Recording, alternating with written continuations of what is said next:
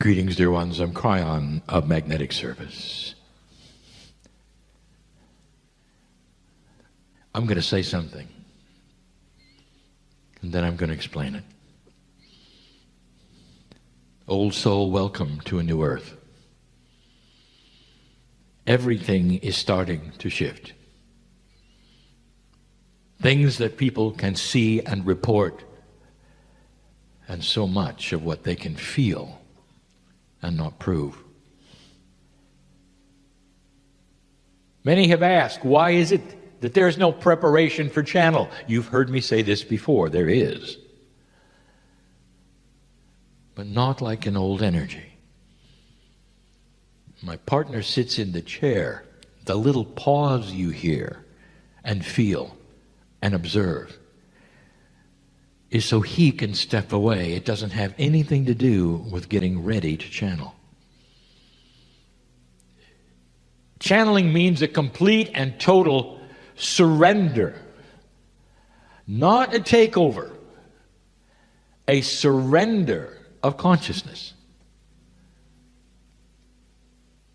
And my partner becomes one who then interprets from the other side of the veil, and he's had 26 years to practice, of a steady stream of consciousness through his pineal and his higher self, where I can come in. It is his life's work. Many have said, well, are you ever going to channel another entity to my partner? And he says, no. I asked my partner the same thing. I said, you know, others can come in also. And what my partner said is, it took me so long to get used to you, I never could do anyone else. He's right. But in the preparation and the years that he took to accomplish this metaphysical thing that you call channeling, which totally is something every single human will be able to do at their own level, eventually. It took him so long to do this, because of the biases that existed in the box of the 3D reality that he had. But he prepared so long for it that it became intrinsic to his own reality. There was a meld that took place years ago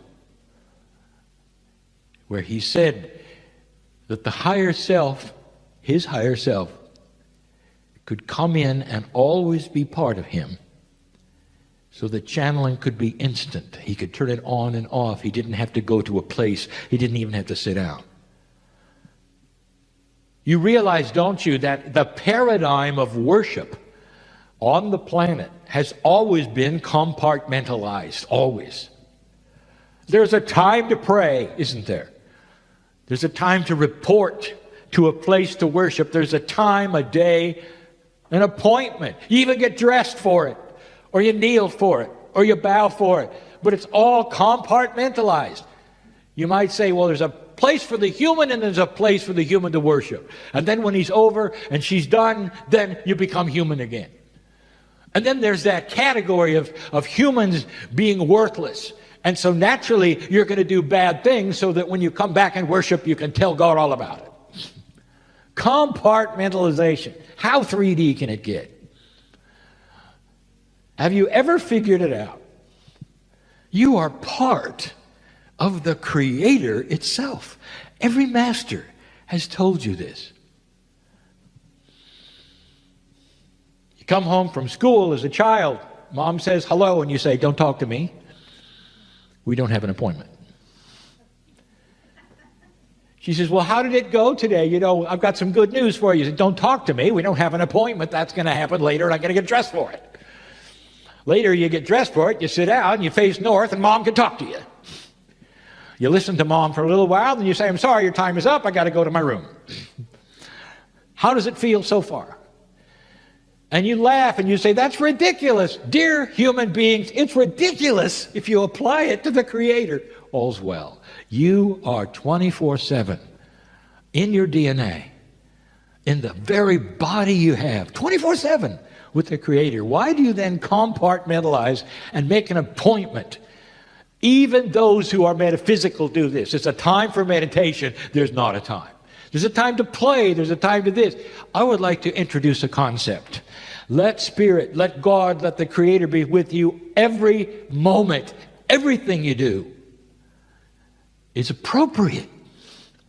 And when you do that, you're going to find you're going to get way intuitive information so much faster than you ever did before. You don't have to prepare. You don't have to breathe a certain way. You don't have to get into a state of mind that's different. And you can do it anywhere, at any time. That is what my partner learned. Sometimes he channels while he presents, and you don't even know it. There are those who can feel the shift moving in and out of that which he is given to say that never occurred to him before. You know who's good at this, don't you? Artists, musicians. The creatives of this planet have learned to disengage to a point that some of them seem odd. They're always listening, aren't they? They're always focused, aren't they? Now you know why. Now, dear ones, we're not asking you to be unbalanced. We're asking you to now balance at the same time. You open the door so that 24/7 God is inside. Now, don't misinterpret that. You say, I'm going to miss the time when I worship. I didn't say not to do that. I said, let us in all the time. Now, if you get a time that you like to concentrate on it, honestly, that's for you. Go ahead and do it because it'll make you feel better in your paradigm that you've learned. I'll make a statement. The God that created the universe, this galaxy, and you, the God that is inside you right now doesn't care how you love the creative source. Doesn't care. You can do it on your own time. You can do it specialized if you want to. I'm just saying that you're going to get more accomplished if you let us in all the time. It's a common message. We'll give it again. We'll give it in different words so it sounds different. But it's the same message. It's a beautiful one. The alliance is always there. The love is always there. Up to you.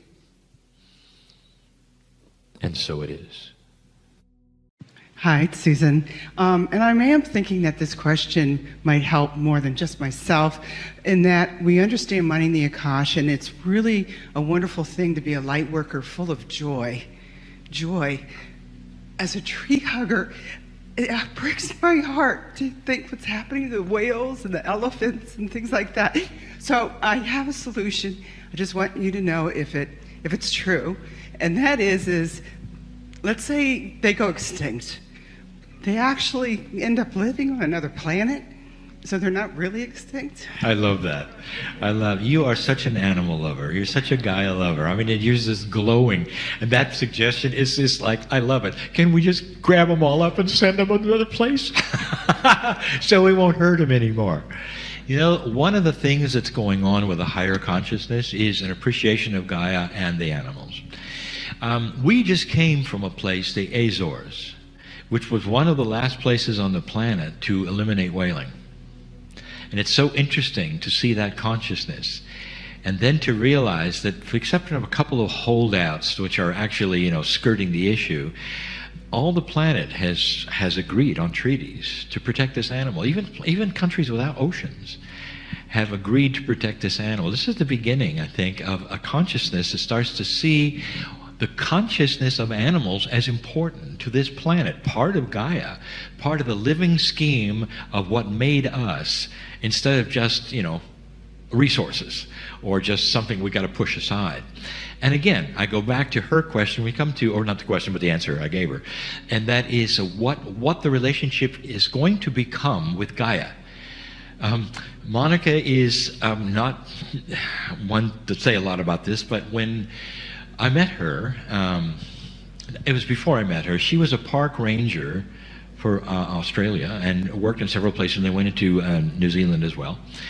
And in her training, go ahead.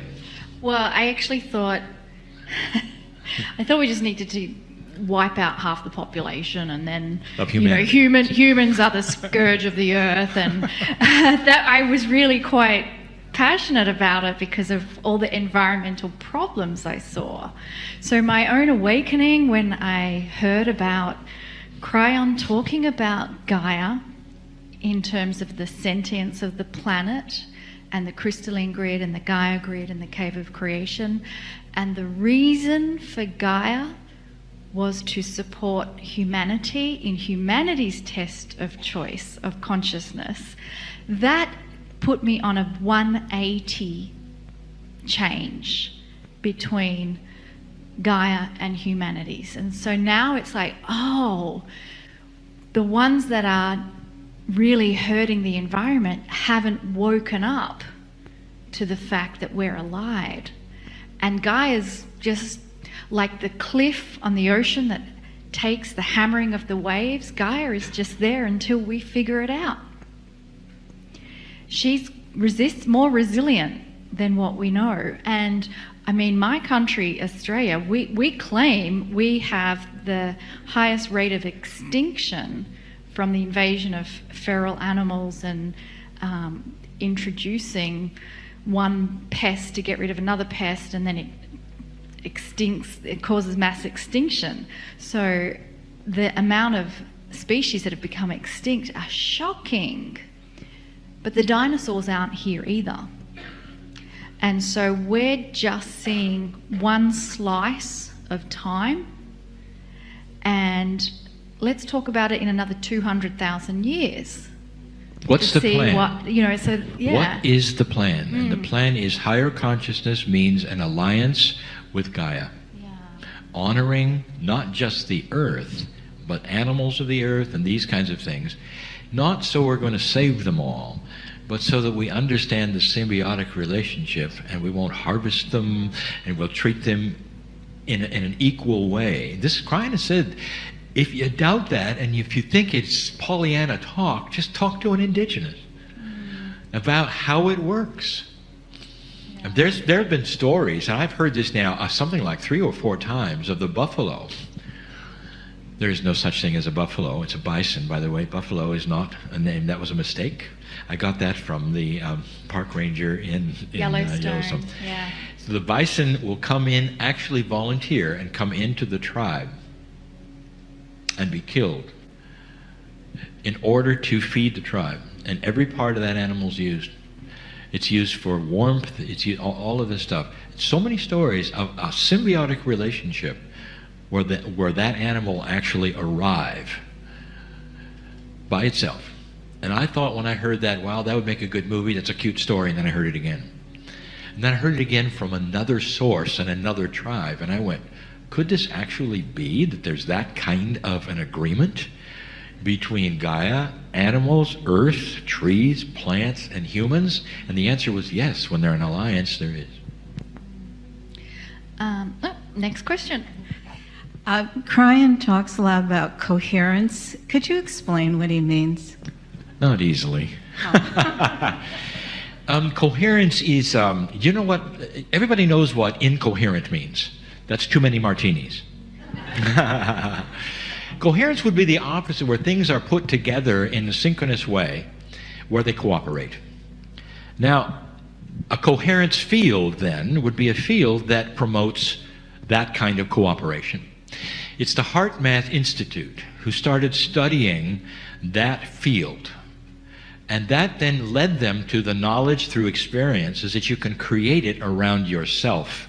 So you can be in coherence with yourself. We're often not. We struggle with ourselves. Self-worth, is this right? Is this wrong?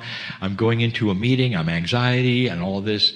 If you had coherence within yourself, and this is HeartMath's study, you would be bright and shining, you'd be breathing right, and you'd be intelligent in this meeting. That has been proven, and I love their work. Then they went on to say, is it possible you could have a coherence between individuals in a group?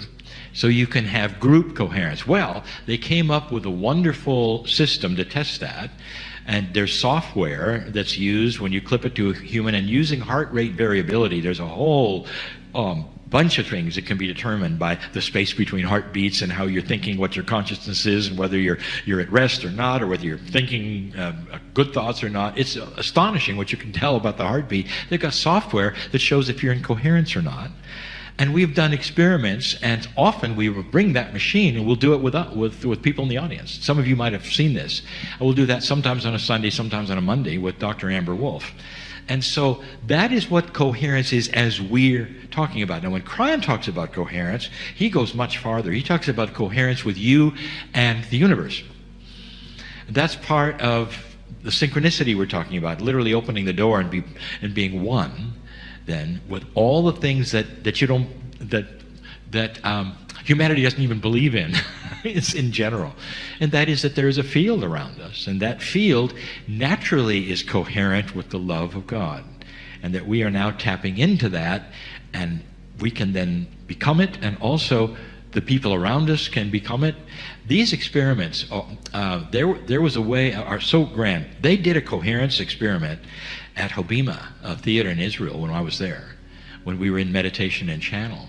And I don't know the instruments they used and all, but there were several around the room, and I knew they were doing it. And what they showed was there was an amazing coherence with the individuals.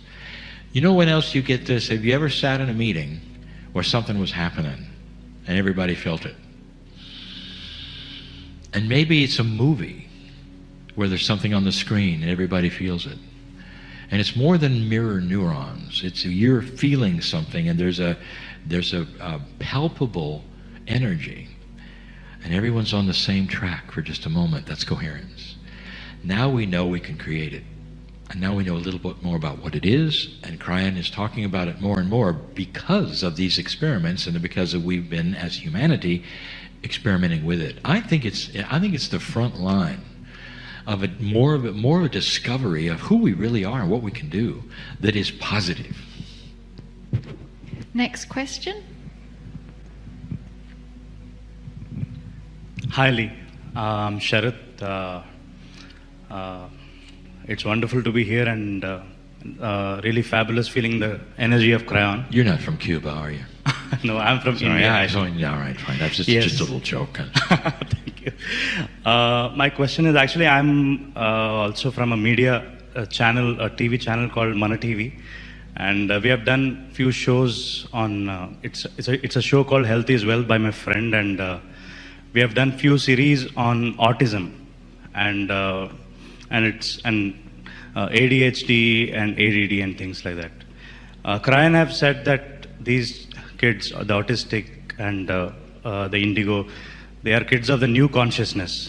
And in the TV series, I've seen parents worrying about them, talking about them, and really concerned about what will happen to their future, what will happen to them, and I've seen them crying actually. So, I mean, I had this in my heart, and somehow I felt I'll come to one Kryon meeting and ask you, and this happened. So I just wanted to know. You're not telling me you actually had synchronicity, huh? Yes, absolutely. I see. Yes. The synchronicity is, you use the word synchronicity, and now I'm using it. And Thank you. I just wanted to, what is the suggestion and the message to the parents? Well, it's a message to humanity, not just to parents, but thank you. Thank you so much. Thank you for everything you're doing, for the TV, you are one of the front runners, and I've seen many of them, that actually is doing something about what we're talking about and trying to educate, or at least explore some of these things, so that the public can hear some of the things that are may not be out there otherwise. Kryon has been very clear. We're in a transition. We are in a transition. We're in a transition. That means there's not going to be an immediate solution. The indigos are not necessarily related to the autistics. But the issue is the same, and the issue is the change of consciousness. And there's always forerunners who will be ahead of the curve and will be looked at as different or a problem. And that is what is going on there, especially in the autistics. My heart goes out to all the parents who have an autistic child, because there's so much work involved. Every single one of the ones I've talked to will say, there's so much work. And we'll say, and how long is it going to last? And they say, probably all our lives. And then they look at me, and I look at them, and they say, and it's worth it. Because there's so much love from this child. And then you start to realize there's something else going on. There is. This child is responding to compassion and love, and that's not linear. And in that response, they get a chance to then briefly linearize some other things so that the child becomes less frustrated. And so their job with an autistic child is to make them less frustrated. And that is what is coming. Higher consciousness will plug us into systems and ideas we don't have now that'll help us. An autistic, according to Kryon, is one without a linear brain. We have almost a construct put on us that makes us linear. Makes us expect to do things in numbers in a row and all. When you take off the linearity, there's more of a circle of time, a multidimensional feel, things that we are not aware of and hard to grasp. And that's who they are.